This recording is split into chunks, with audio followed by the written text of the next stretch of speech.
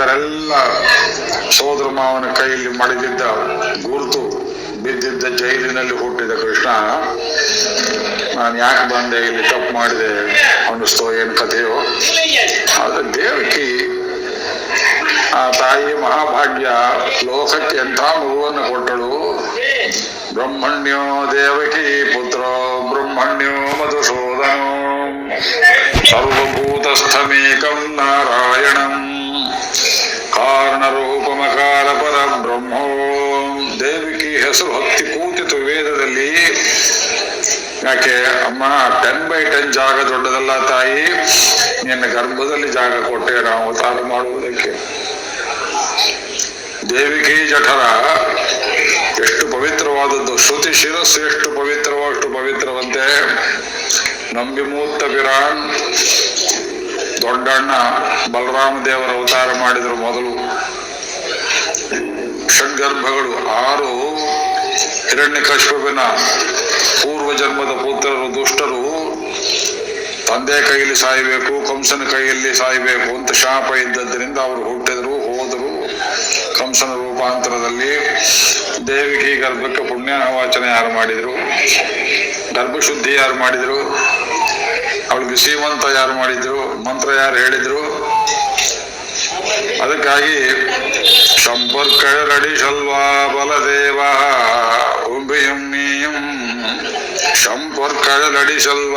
ಆಂಡಾಳ್ ದೇವಿ ಅತ್ಯಂತ ಪವಿತ್ರವಾದ ಕೆಂದಾವರಿಯಂಥ ನಿನ್ನ ಪವಿತ್ರ ಪಾದಗಳನ್ನು ದೇವಿಗೆ ಗರ್ಭದಲ್ಲಿ ಮೊದಲು ಇಟ್ಟವನೇ ಎಂಬುದಾಗಿ ಸಂಪರ್ಕಡಿ ಶಲ್ವ ಐಶ್ವರ್ಯ.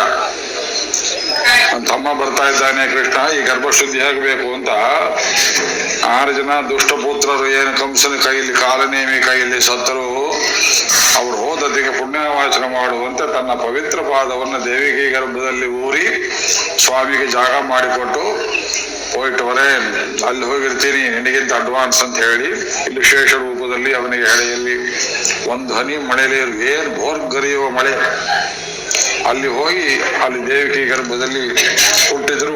ರೋಹಿಣಿ ಗರ್ಭದಲ್ಲಿ ಬೆಳೆದ. ಏನು ವಿಚಿತ್ರ ಕೃಷ್ಣಾವತಾರ.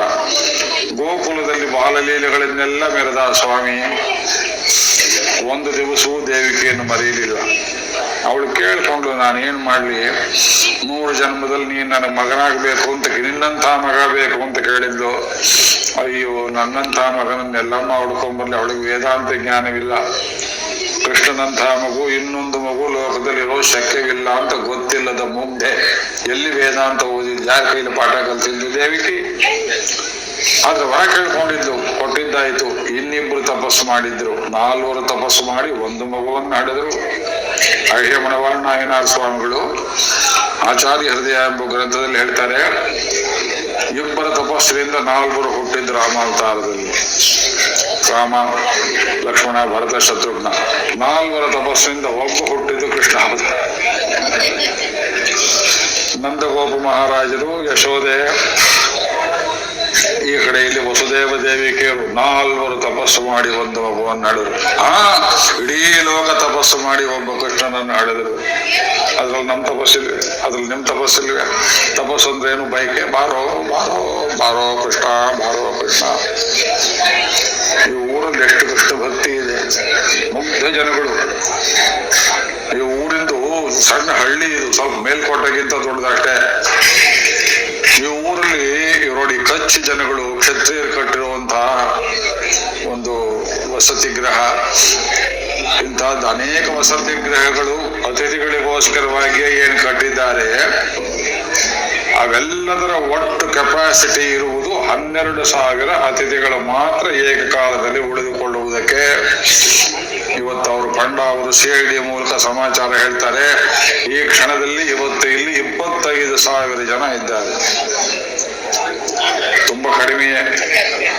ಕೃಷ್ಣನ ವೈಭವಕ್ಕೆ 25,000 ಕಡಿಮೆ. ಯಾತಕ್ಕೆ ಅಂದ್ರೆ ಫಿಲ್ಟರ್ ಮಾಡಿದ್ದಾರೆ, ಬರೋದು ಕಷ್ಟ.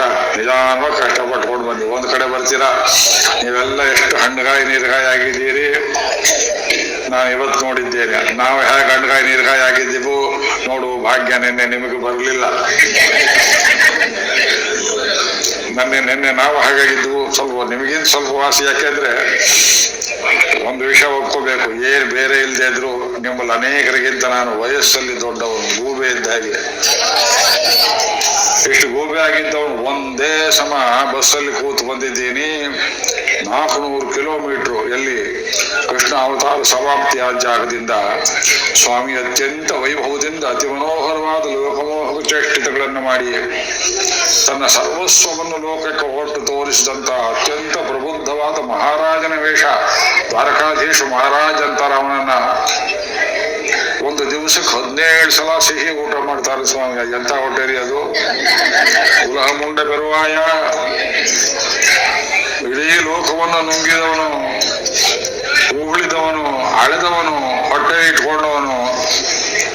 ಅವನು ಆ ಪುಸ್ತಕಗಳಲ್ಲಿ ಗೈಡ್ಗಳಲ್ಲಿ ಬರೆದಿದ್ದಾರೆ, ಅವರು ಪಂಡ ಕರೆಕ್ಟ್ ಮಾಡಿದ್ರು. 17 ಅಂತ ನಿಯಮ ಇಲ್ಲ, ಹೆಚ್ಚು ಜನ ಪ್ರಾರ್ಥಿಸಿದ್ರೆ 25 ಆಗ್ಬೋದು ಅಂತ. ಅವರು ನಾ ಕೇಳಿದೆ ಬೆಳಿಗ್ಗೆ, ನೀವು ಕೇಳಿದಷ್ಟು ಹಣ ಕೊಡ್ತೀನಿ, ಒಂದು ದಿವಸದ 17, 19 ಏನು ಸ್ವೀಟ್ಸ್ ಮಾಡಿರ್ತಾರೆ, ಎಲ್ಲದರದ್ದು ಒಂದೊಂಚೂರು ನಾನು ಕೊಡ್ಬೇಕು. ನಾ ತಗೊಂಡೋಗಿ ನಮ್ಮ ಫ್ರೆಂಡ್ಸ್ಗೆ, ಭಕ್ತರಿಗೆ ಮೈಸೂರಲ್ಲಿ ಬೆಂಗಳೂರಲ್ಲಿ ಹಂಚಬೇಕು. ನಾನು ಇನ್ನೇನು ಕೊಡ್ತೇನೆ? ಅಷ್ಟು ವೈಭವ ಸ್ವಾಮಿ, ಇಲ್ಲಿರೋಷ್ಟು ವೈಭವ ಗೋಕುಲದಲ್ಲಿ ಈ ವೈಭವ ಬರಲಿಲ್ಲ. ಗೋಕುಲದಲ್ಲಿ ಬಯಸ್ಕೊಂಡಿದ್ದು ಕಳ್ಳ ಕಳ್ಳ ಕಳ್ಳ. ಅಯ್ಯೋ ಪುರುಷಾರ್ಥವೇ! ಅಲ್ಲಿಂದ ಬಂದು ಅವತಾರ ಮಾಡಿದವನು ಕಳ್ಳ ಅಂತ ಬಯಸ್ಕೊಳಕ್ ಬಂದ್ರೆ ಅಂದ್ರೆ ಕೂರ್ತಾಳ್ವಾನ್ ಬರೀತಾರೆ ವರದರಾಜಸ್ತವದಲ್ಲಿ. ವೈಕುಂಠದಲ್ಲಿ ಒಂದು ಕೊರತೆ ಇತ್ತಂತೆ ಅವನಿಗೆ. ಅನಂತ ಗರುಡ, ವಿಶ್ವಕ್ಸೇನ, ಸಾವಿರಾರು ಜನ ಭಕ್ತರು ಮುಕ್ತರು ಒಬ್ಬರಾರು ಬೈರೋ ನನ್ನ ಅವನ ಕೆಟ್ಟ ಮಾತಲ್ಲಿ ಅಡಿಗೆನ್ ಸರಿ ಮಾತು ಅಭಯೋಲ್ಲ. ಹೊಡಿರೋ ಹೊಡಿಯೋದು, ಕಟ್ರೋ ಕಟ್ಟೋದಿಲ್ಲ. ಅಮ್ಮ ನೀ ತಯಾರಾಗ್ತೀಯೇನೆ ಯಶೋದೆ, ಹೊಡಿತೀಯ ಬೈತೀಯ, ಆಹಾ ಕೊಂಡು. ಅವಳು ಒಬ್ಬಳೇ ಒಬ್ಬಳು ಗೋಕುಲದಲ್ಲಿ ಹೇಳಿದ್ದೆಲ್ಲ ಮಾಡ್ತೀನಿ. ಆ ತಾಯಿಗೋಸ್ಕರವಾಗಿ ದೇವಿಕೆಗೆ ಗರ್ಭಭಾಗ್ಯವನ್ನು ಕೊಟ್ಟು ಯಶೋದೆಯ ಕೈಯಲ್ಲಿ ಹೊಡಿಸ್ಕೊಳ್ಳೋದಿಕ್ಕೆ ಆ ದಾಮೋದರ ಅವತಾರ ಮಾಡ್ತಾನೆ ಸ್ವಾಮಿ. ಸೊಂಟಕ್ಕೆ ಹಗ್ಗ ಕಟ್ಟಿಸ್ಕೊಳ್ತಾನೆ. ಈ ಭೋಗ ಇನ್ನೆಲ್ರಿ ಉಂಟು ನಿಮಗೆ? ಕೃಷ್ಣಾವತಾರದ ಸೌಲಭ್ಯ ಲೀಲೆಗಳು, ಆ ಸೌಲಭ್ಯ ಎಲ್ಲ ಅಲ್ಲಿ ಗೋಕುಲದಲ್ಲಿ ಬೃಂದಾವನದಲ್ಲಿ ತೋರಿಸಿಬಿಟ್ಟ. ಮೊದಲೇ ಕಪ್ಪು ಮೈ ನಿನ್ನದು.